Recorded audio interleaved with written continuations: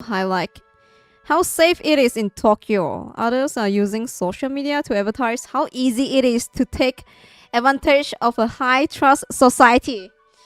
Here we go again. Saying how safe Japan is, how respectful they are, and then bam! Disaster happened. Okay.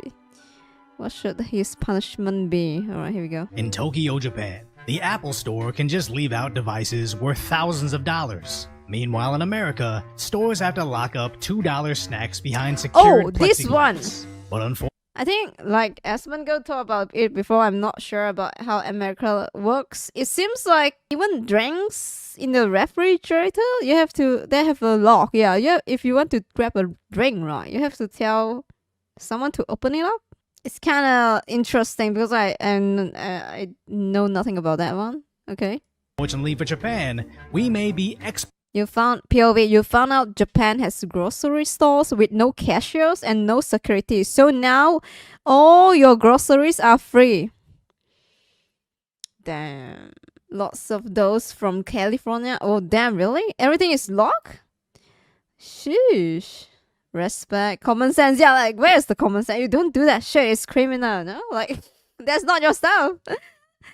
Supporting our culture of degeneracy, as stealing noodles from a convenience store is pretty much the lowest level of crime that can be committed. But what would you say his punishment should be? Because I legitimately think he needs to receive a 1 million yen fine, 1 year in prison, then immediately be deported from the country at his own expense, as the court system traditionally would see this as petty theft. But I personally believe the recording, broadcasting, and encouragement of this behavior should be treated as a drastically different crime, as creating a high-trust society in a city large as Tokyo is incredibly difficult, if not impossible, in this era. And for somebody with a $1,000 smartphone to steal $7 of food for nothing more than social media clout needs to be made an example out of. As the American mind can't comprehend what's the guy name again that messing in Korea?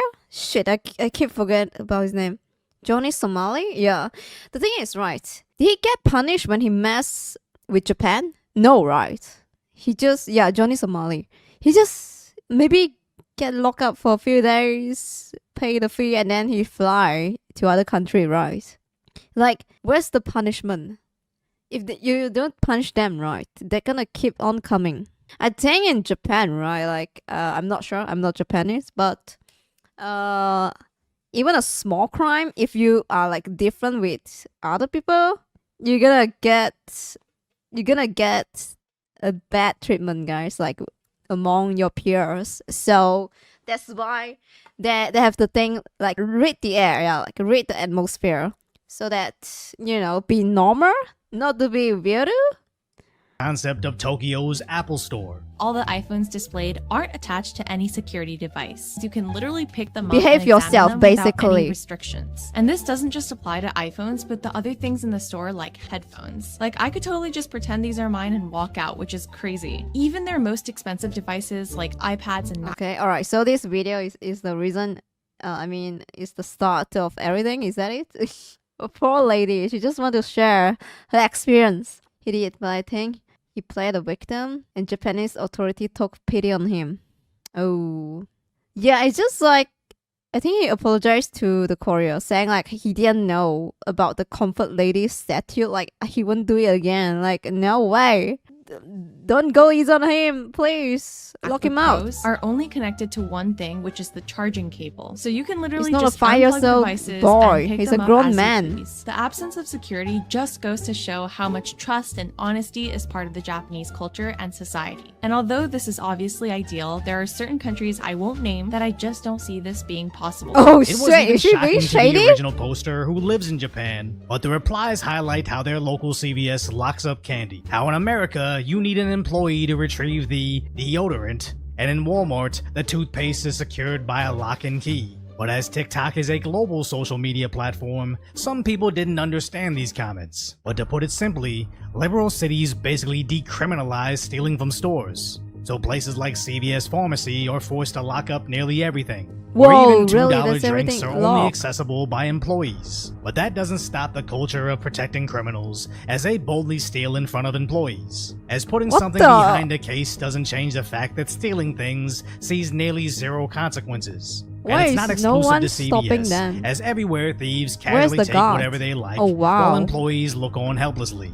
And coming full circle, they snap through security cables in American Apple Wait, stores, mostly casually waltzing by California. police Damn. vehicles waiting outside. Okay. But what's worse is all these devices are useless when stolen from stores. And that's why when an American Chinese girl that lives in Tokyo finds it fascinating when an Apple store can just leave out their $1,000 devices unsecured in the open. As low trust societies are essentially the default in this day and age, but sadly it doesn't have to be this way. As in Tokyo, these Famima stores sit there unattended 24 hours a day. With 0 employees, customers are just trusted to pick out whatever they want, then ring themselves up at these self-service Yeah, counters. self-checkouts, Well, unfortunately yes. for us, that Famima I used to go to in Los Angeles had closed, and the Japanese company actually shut down all their stores back in 2015 to focus on Asia. So I wonder what the real reason was and why they decided to deport the states, as I remember the Famimas both in Culver City and Santa Monica constantly being busy,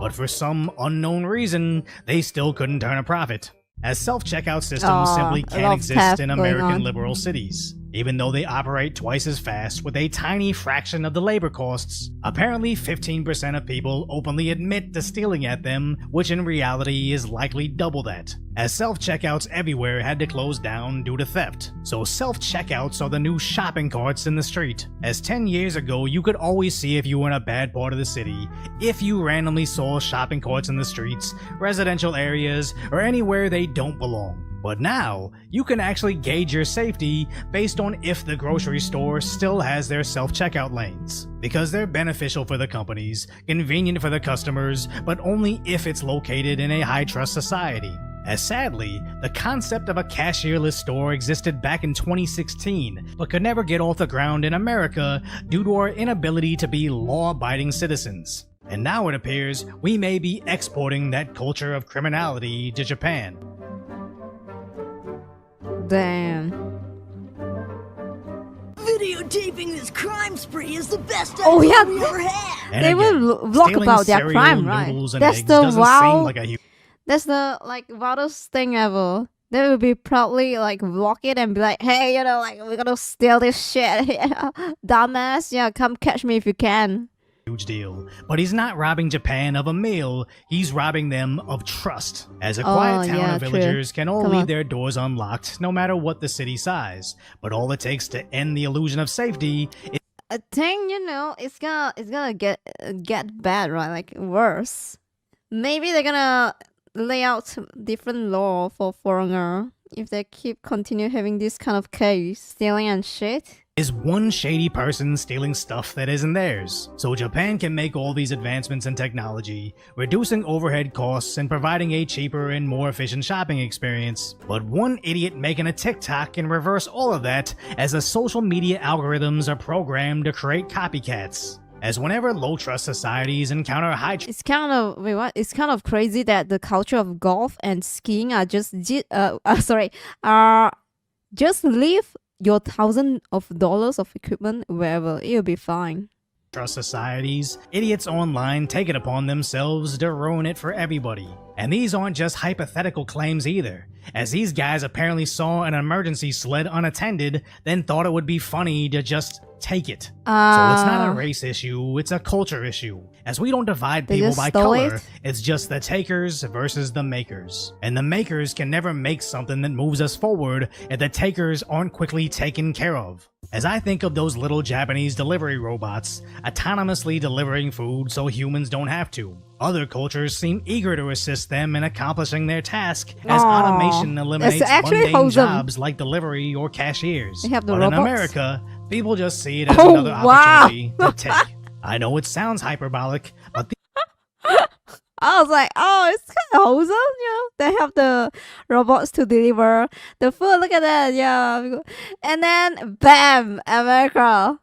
They just steal the food. Come on. automation eliminates mundane jobs like delivery Hey. or cashiers. But in America, People just see it as another opportunity to take. Oh, I know it shit. sounds hyperbolic, but these idiots are actually holding back humanity. As imagine if America was a high-trust society. Back in 2016, we would have had cashierless stores. And nearly a decade later to today, I could only think of the new conveniences they could have developed in the retail it's almost world. 10 years. But instead, they had to revert back to 2026. cashiers and increase security like the Wild still West. getting worse. Because what? American Democrats decided to side with the takers over the makers. And that's why I think Japan needs to come down hard on that convenience store crook, as that social media post will multiply your problems. As remember when Johnny Somali here we started go. messing with Japan for internet clout? They arrested him, but quickly let him go with just a slap on the wrist. And now they got copycats all across their Oh, country. bro, this one, yeah, I've seen the videos. They kind of cringe, bro. They're just like dancing, falling on the floor. And they want to paint it as like Japan is being racist. You know, like not touching them, not engaging with them. Come on, bro. Doing similar You're just being nonsense. rude. Compared to when Johnny tried to do the same stuff in South Korea, their citizens started to beat him whenever he live streamed, until he was finally arrested, being charged with multiple serious crimes. As apparently they took his passport, so he can't leave. They took his phone, so he Oh, can't this one, stream. right. I've seen a video about Johnny Somali. It seems like alright. Okay, so it's alright. We gotta watch this video. I'm gonna pull out the clip about him. He's actually got arrested and he can't leave until next year February, Making basically. him unable to make any money until his court date, which is 4 months away. So I seriously doubt South Korea is going to see any nuisance streamers coming to their country, as the justice system isn't so much for rehabilitating criminals as much as it's for discouraging future crimes. And the only thing that would go more viral than that guy until he's stealing tried, snacks yes. from Japan is him getting a 60-year prison sentence over stealing snacks from Japan, as people would probably start paying for stuff they didn't take just to be safe. So if you appreciate my concise, light-order commentary on the tragic status that is today's reality, hopefully I've earned your subscription. Yes, you earned my subscription. Very nice. Good video. Informative, yes. We have some updates on Johnny Somali, and it's a bit shocking. So we haven't really heard much about him for about a month and a half since he got arrested. Turns out Johnny Somali's trial was supposed to be around Christmas time in Korea, but it got pushed back to March 2025. He Oh, obviously March. can't leave the country before the trial, so he's stuck in Korea until March. Although Johnny was under a visitor visa for 3 months, now he needs some kind of work visa, but obviously he can't stream because he's basically stuck waiting for his trial.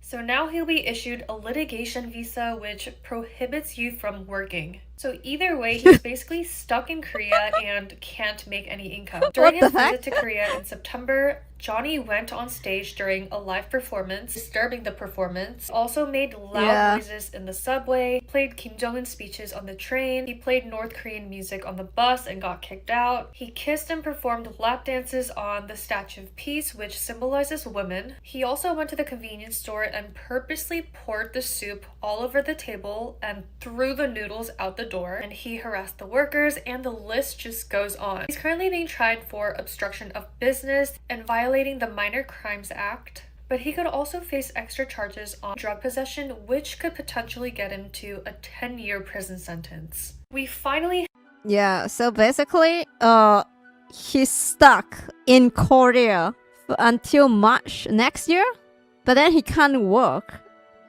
So I have no idea how he's gonna survive there. Alright, I'm just saying. Like, what?